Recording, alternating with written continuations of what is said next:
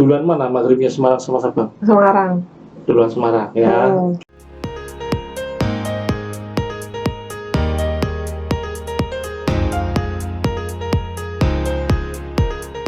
Bismillahirrahmanirrahim. Assalamualaikum warahmatullahi wabarakatuh. Waalaikumsalam warahmatullahi wabarakatuh. Selamat siang Sobat Podcast FAI Unisula. Kembali lagi bersama saya pada siang hari ini.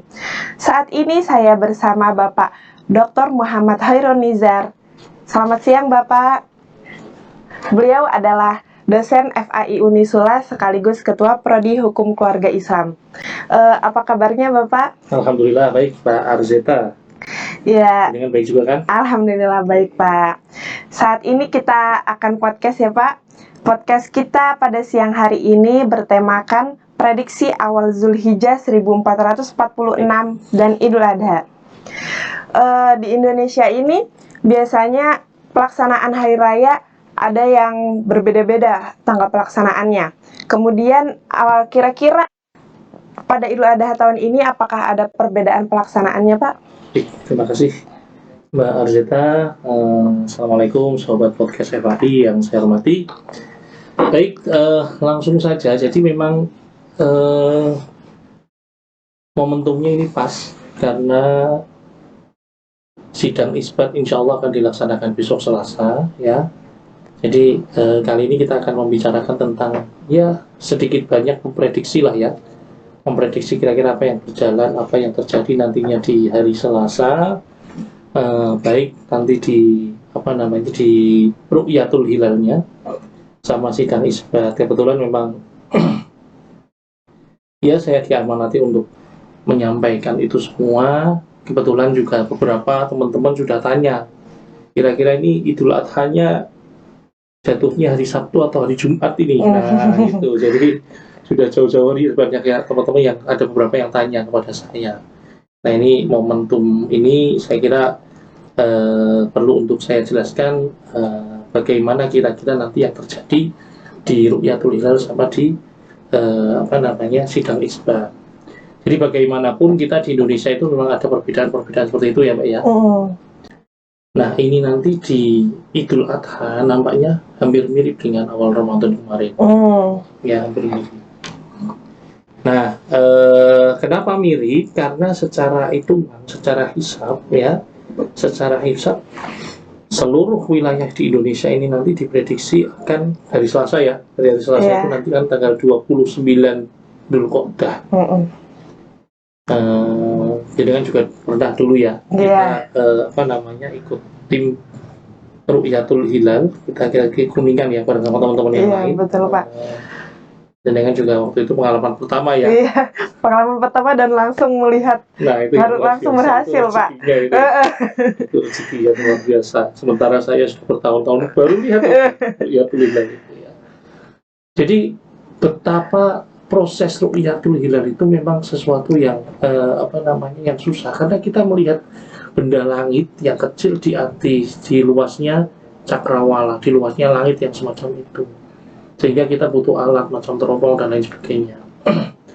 Nah, di awal Dzulhijjah ini nanti yang akan insya Allah akan ditentukan hari Selasa besok itu melalui sidang isbat, melalui Ru'yatul Hilal dan lain sebagainya, diprediksi semua wilayah Indonesia kecuali Aceh, sama seperti Ramadan kemarin, kecuali Aceh masih berada di bawah kriteria imkan ru'yah. Ya. Masih di bawah kriteria imkan ru'yah. Artinya apa? Seluruh wilayah kecuali Aceh, ya, kecuali Aceh dan sekitarnya, kemungkinan ketika dilaksanakan ru'yah bisa dipastikan gagal. Kalaupun ada yang berhasil, bisa dipastikan kesaksiannya ditolak. Oleh sidang isbat pasti ditolak. Nah, kenapa seperti itu? Karena memang sudah ada kesepakatan yaitu imkan ru'yah itu tadi. Nah, kebetulan teman-teman dari Muhammadiyah juga sudah menetapkan kalau Idul Adha itu hari Jumat. Karena memang kalau mereka menggunakan kriteria yang lama yaitu wujudul hilal, memang sudah wujud hilal itu sudah wujud. Tapi apakah bisa dilihat sudah wujud itu artinya sudah di atas ufuk, ya. Tapi apakah sudah bisa dilihat atau belum? Nah itu yang jadi pertanyaan. Untuk wilayah tadi saya sampaikan wilayah selain Aceh se-Indonesia ini nggak bakalan ada yang bisa lihat karena di bawah kriteria. Kemungkinan yang bisa lihat itu di Aceh, di Aceh. Makanya nanti kok peruqyat yang di Aceh kok ada yang berhasil, ini kuncinya. Peruqyat di Aceh kok ada yang berhasil. Insya Allah kita berarti hari itu juga malamnya ditentukan tanggal 1 Dzulhijjah. Insya Allah kita Idul Adhanya hari Jumat, tanggal 28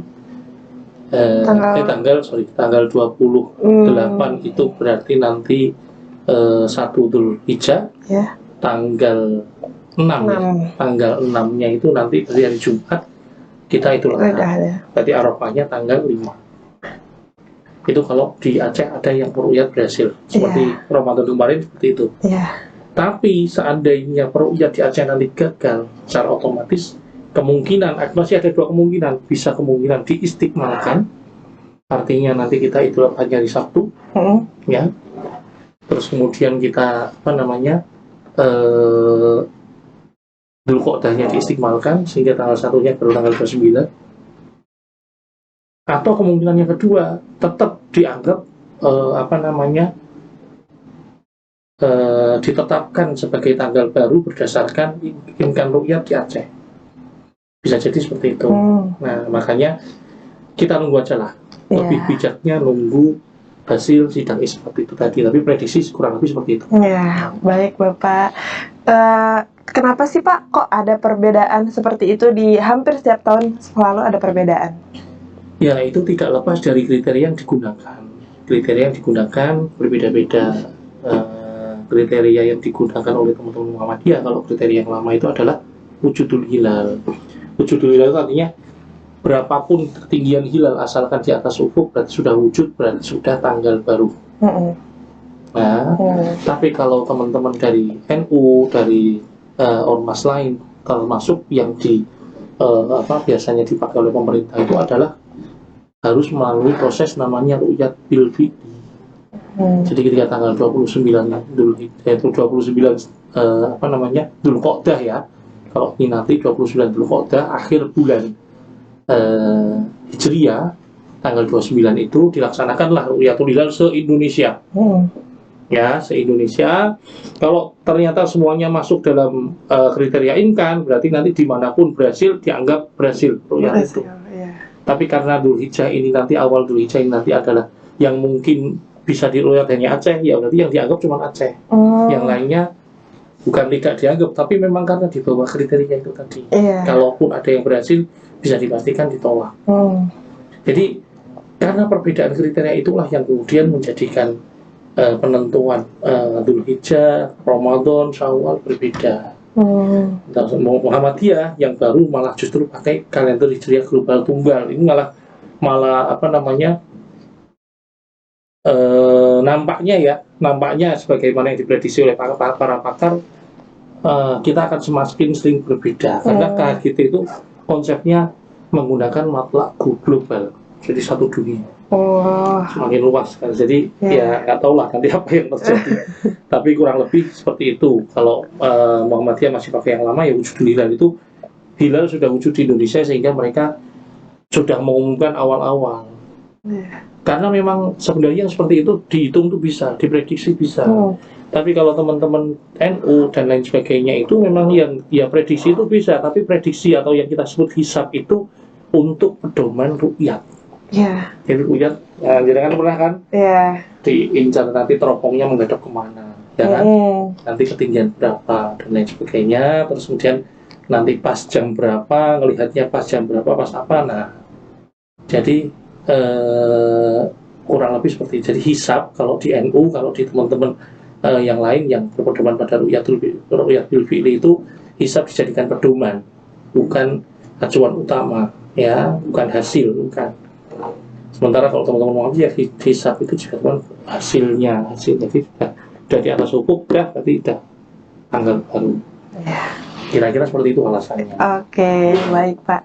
Kemudian kira-kira bagaimana simulasi pelaksanaan Ruqyatul Hilal pada hari Selasa besok Bapak, tanggal 27 Mei 2025 nanti? Baik, mungkin baik, terima kasih Mbak Arzeta. Jadi lebih dulu mungkin bisa dilihat di layar ya, bagaimana hasil hisab. Ini kalau tadi saya sampaikan, kalau kita sekarang berada di Semarang, di Unisula, kampus kita tercinta ya, Fakultas Agama Islam yang luar biasa. Hasil hisabnya kalau di Semarang itu ketinggiannya masih di bawah kriteria, yaitu sekitar 1 derajat. Sementara di Sabang itu sudah di atas 3 derajat. Ya, bisa dilihat nanti di layar monitor bagaimana hitungan hisab awal Dzulhijjah atau akhir Dzulqa'dah ya. Ketinggian hilalnya berapa, elongasinya berapa, bisa dilihat. Nah, di sini akan lebih lengkapnya kalau disimulasikan ya. Disimulasikan ini bisa disaksikan. Barangkali mungkin teman-teman sobat podcast FAI bisa ikut menyaksikan bagaimana simulasi. Ini saya menggunakan aplikasi Stellarium ya. Bisa teman-teman saksikan di sini. Ini saya rubah dulu untuk tampilannya biar di laut ya, ocean. Terus kemudian lokasinya saya rubah di Unisula, kampus kita tercinta. Coba ya. Iya. Unisula. Oke. Nah, ini lokasinya di Unisula saat ini, jam ini ya. Nah, besok tanggal 27 berarti ya. Kita langsung simulasikan ke tanggal 27. Ya, 27. Pas jamnya jam ru'yat ya, berarti ya jam 17 jam 16 dulu lah. Kita cari arah matahari. Nah, ini matahari. Nah, ini bisa dilihat teman-teman sobat KSFI, bisa dilihat di sini ada tampilan matahari di sini. Kemudian bulan ini betapa dekatnya dengan matahari. Dekat sekali kok masih. Jadi besok tanggal 27 ya, itu bulan masih sangat berdekatan dengan matahari. Logikanya kalau matahari itu cahayanya terpancar besar, bulannya otomatis nggak kelihatan ya. Nah, logikanya gitu. Nah, kemudian kita turunkan, kita tambah jamnya. Nah, ini matahari semakin turun, semakin mendekati maghrib ya, semakin mendekati maghrib. Saat itu ini karena wilayahnya Semarang ya, maghribnya pada tanggal 27 bulan Mei ini nanti maghribnya sekitar jam 5:30 ya. Nah, ini sudah mau mulai maghrib, mataharinya sudah mulai terbenam. Oke, nah ini sudah maghrib ini, mataharinya sudah kelihatan, tapi bulannya belum. Bulannya belum, ini bulan ini ya, ini bulannya masih di atas ufuk. Nah, ini yang saya katakan tadi, ketika matahari terbenam, bulan masih di atas ufuk ya, itu kalau pakai teori wujud hilal berarti bulan baru sudah wujud, hilal sudah wujud ya. Nah, makanya ditetapkan oleh teman-teman Muhammadiyah, oh ini sudah tanggal baru karena terbenamnya lebih dulu matahari. Nah, begitu. Oke, kita simulasikan. Nah, ini kalau seperti ini apakah bulan bisa dilihat? Nah, ini kita simulasikan ru'yatnya. Nah, ini kita sudah menggunakan teropong ya. Kita menggunakan teropong. Nih bulan ini lingkarannya bulan. Yang berputar ini lingkarannya bulan. Ini nggak kelihatan. Nggak terlihat, Mbak. Ini kan bulannya terlihat. Beda waktu kita ru'yat di Kuningan ya. Nah, itu terlihat tipis sekali. Tipis sekali. Semakin malam, semakin matahari sudah semakin masuk ya ke dalam pandangan ufuk kita ya. Nah, bulan pun juga semakin mendekati ufuk, tetapi tetap tidak terlihat sampai bulan terbenam. Ini di Semarang ya. Jadi Semarang dilaksanakan ru'yatul hilal, kok ada yang berhasil, insya Allah kesaksiannya akan ditolak. Karena disimulasikan nggak kelihatan. Ketinggiannya masih sangat rendah sekali untuk bulan. Kapan bulan nanti kelihatan? Nah, kita coba geser ya. Kita coba geser ke hari berikutnya, tanggal 28. Nah, jadi logikanya tadi semakin tanggal tambah tanggal, bulannya jaraknya semakin jauh dengan matahari. Baik. Nah, semakin jauh. Kita coba tanggal 28 Mei ya, berarti 1 hari setelah ru'yatul hilal. Nah, coba kita simulasikan juga. Nah, ini sudah kelihatan, Mbak. Ini matahari belum terbenam ya. Coba ini kita ke matahari terbenam ya. Nah, nah ini. Nah, ini matahari masih di atas ufuk. Kita geser waktunya. Nah, ini matahari, ini bulan ya. Ada moon, ada sun. Kemudian kita geser waktunya, terus kita tambah ya.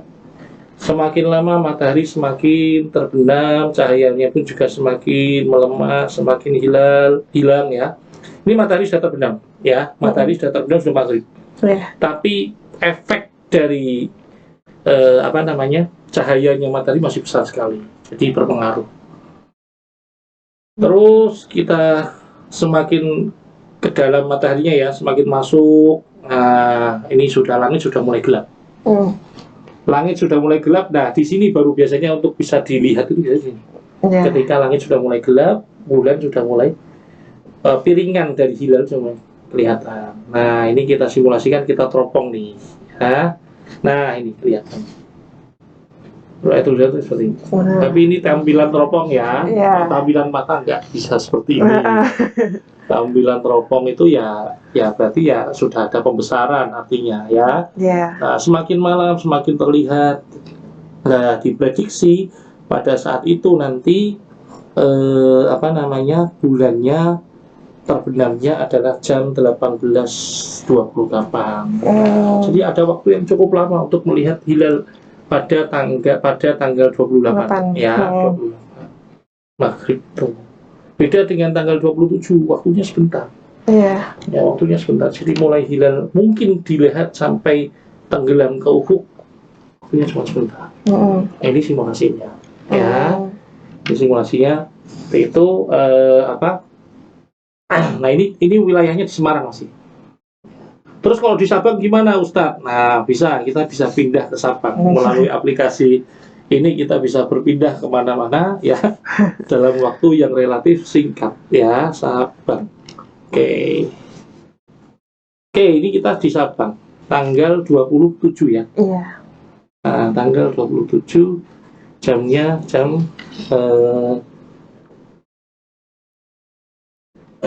16 ya, jam 16. Oke, saya perkecil dulu. Ini simulasi yang di Sabang. Oke, ini matahari masih di atas ufuk, jelas. Kita tambah jamnya. Oke, nah ini ufuknya. Oke, terus kemudian tambah jamnya semakin lama. Ini posisinya matahari, ini posisinya bulan. Sangat dekat, ya. Cuman, nah ini ya, maghribnya tentunya lebih lamaan di Sabang ya. Kalau Sabang itu maghribnya adalah jam 18 lebih ya. Duluan mana maghribnya Semarang sama Sabang? Semarang. Duluan Semarang ya. Oke.